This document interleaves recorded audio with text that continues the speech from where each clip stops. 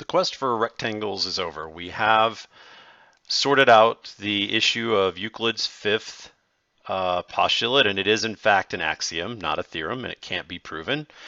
We end up in neutral geometry where infinitely many lines through a point external to another line could be parallel to it. So we're done with neutral geometry, and we're going to just say, yes, let's assume we have a parallel postulate, and we're going to use Playfair's. Okay.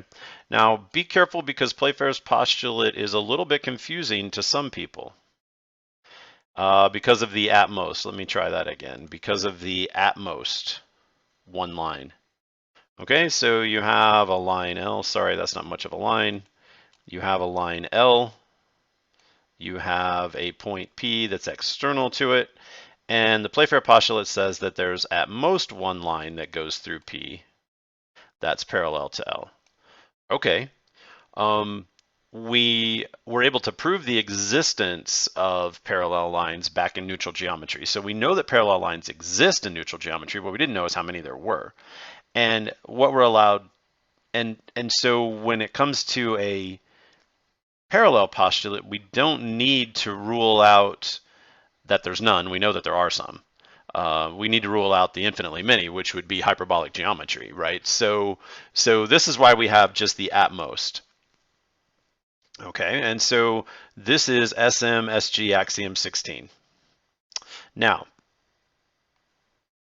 once we have that, the key result based on the parallel postulate is the converse of the alternate interior angles theorem. Okay, so in high school geometry, we often get taught this as an if and only if, that whenever I have two lines cut by a transversal such that alternate interior angles are congruent, right? These guys are congruent, then the lines are parallel. And that's true in neutral geometry, right? That's this right here. Okay, what we don't know, so remember, in neutral geometry, there might be infinitely many lines like this one through this point, right, that are parallel to this line L. Right, and if there's infinitely many, then of course we're going to be able to find one of them by choosing the one where these alternate interior angles are congruent. So we need the parallel postulate to prove Kea, right, the converse of the alternate interior angles theorem. And when we know that there's only one line through this point P that's parallel to L, then we can show that that one line will have this property that the alternate interior angles are congruent. And it's not that hard, and that proof is already in D2L, already linked on in the playlist. Okay, so what's happening now? Well, I'm just going to mention that we're going to see some very interesting connections between what's true in neutral geometry and what's true in Euclidean. Okay, so we talked about this, that we have the AIA, right, the alternate interior angle theorem. It's true in neutral geometry. We get its converse in Euclidean. And by the way, in most high school textbooks, they'll use an if and only if, and they'll just refer to it as AIA, as alternate interior angle theorem. And that's fine. They don't usually deal with the fact that there's neutral geometry in a high school text. In a neutral geometry, we have uniqueness of the perpendiculars, but with Euclidean geometry, we get parallel uniqueness. And these statements are identical except for this symbol right here, the parallel versus the perpendicular. One is true in neutral and therefore also in, right, all of these theorems that are true in neutral are also true in Euclidean. But the ones over here on this side of the page are only true in Euclidean. Now these corollaries, this is a little confusing. So think about it. Two lines perpendicular to the same line are parallel, right? So I have a line, and if I have two lines that are perpendicular to that line, then the two lines that are perpendicular are parallel. Let's talk about this one. If a line is, it sounds like the same thing, right? If a line is perpendicular to one of two parallel lines, then it is perpendicular to the other. Now hang on. So the setup for this corollary is that we have a line and it's perpendicular to one of two parallel lines. Okay, so we have two parallel lines and we have this line and we know it's perpendicular to one of the two parallel lines. The conclusion is that it must also be perpendicular to the other line. Again, this corollary to the AIA is true in neutral geometry and also in Euclidean, but this one is only true in Euclidean. All right, and again, just to show you why, if you remember, we can have these curving lines like this that are parallel to each other in hyperbolic geometry, and you could have a line like this that was very clearly perpendicular to one of the two parallel lines, but certainly not perpendicular to one of the two parallel lines, but not to the other. And then finally, the Szekely-Legendre theorem, which we took some trouble to prove, and the angle sum of a triangle is less than or equal to 180. But of course, we tighten that up in Euclidean geometry and get that it's exactly equal to 180 degrees. Okay, so this is a nice little chart to kind of summarize like what we proved on the left here is what we proved to be true in neutral geometry, and on the right is what we're going to be able to show is true now that we have a parallel postulate. So taking a look at section 3.1, there are several definitions that you're going to need to take a look at. The most important one is distance from a point to a line. So it turns out now that we have this unique perpendicular and unique parallel thing happening, right? So if I have a line and I have a point P that's not on it, then we're going to define the distance to the line to be this perpendicular. You drop a perpendicular. And by the way, this works in, because of the unique perpendiculars, we can do this in neutral geometry. What we know in Euclidean geometry is that this is the way we can define the distance between a point and a line. All right, we'll also just mention parallel segments are just segments that are subsets of parallel lines. And finally, I want to talk about an interesting weirdness about geometry is that a trapezoid, there are actually two correct but different definitions. And the one we're going to use is the one that's most often in use in K-12 schools these days, the textbooks that they use.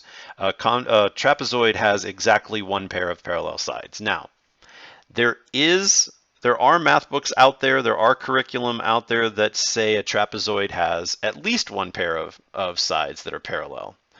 And in the second case, right, parallelograms are trapezoids and rectangles are trapezoids. That's kind of weird, right? It's not in the one that we're used to with exactly one pair of parallel sides, then they're disjoint, right? A trapezoid can't be a parallelogram because it doesn't have two pair of sides parallel, and a parallelogram can't be a trapezoid because it has two and can't therefore have exactly one.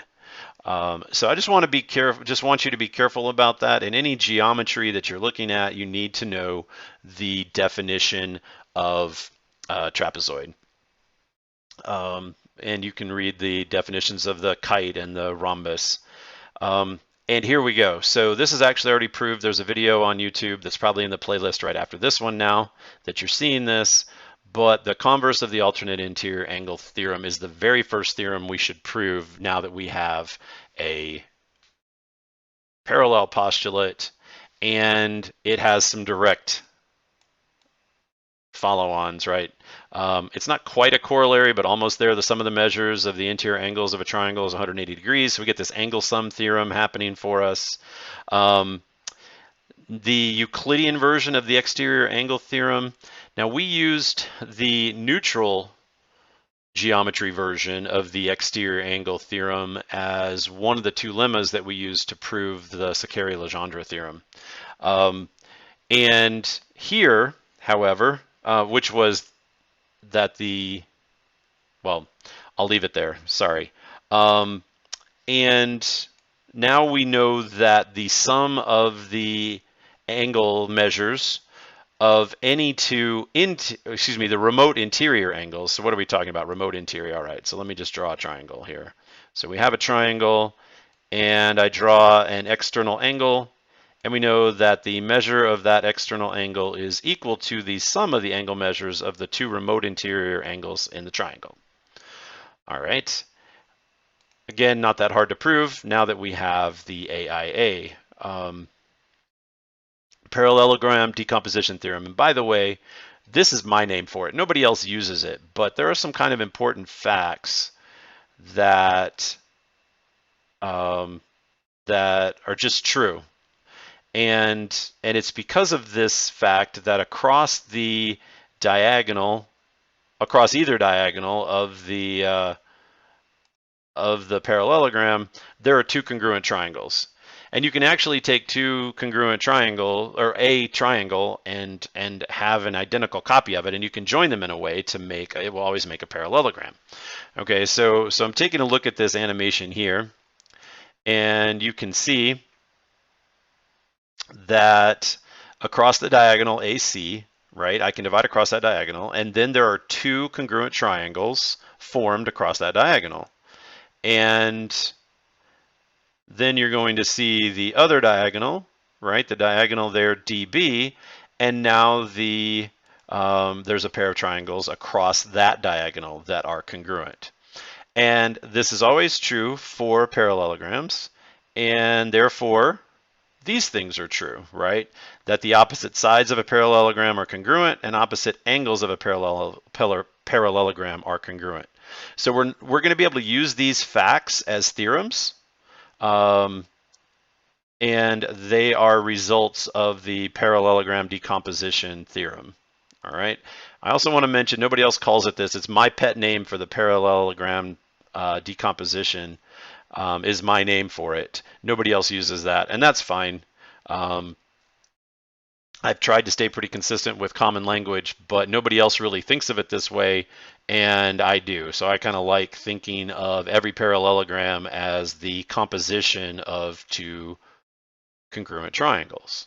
And I like to think of every triangle with its identical twin being able to form a parallelogram.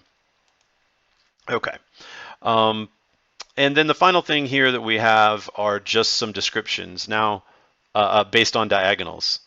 So it turns out that along with the standard definitions of all of our quadrilaterals, you know, the rectangles, the parallelograms, the kites, the squares, the rectangles, and rhombi, they can all be defined in terms of their diagonals. And so if I have a parallelogram, then the quadrilaterals bisect each other.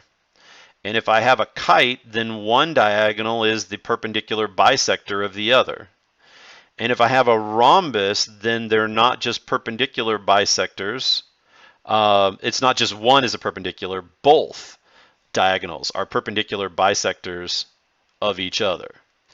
And then for a square, not only are they perpendicular bisectors, but they're also congruent. So these, just defining the standard quadrilaterals in terms of their diagonals is possible. And so all of these theorems are good proofs and help you understand some of the key relationships among the special kinds of parallelograms. So that's pretty much it for section 1, and I'll be back to talk about parallel lines. And where we're headed is we would like to talk about both area and similarity. It turns out that area is a more primitive concept, and similarity is a little more difficult to prove.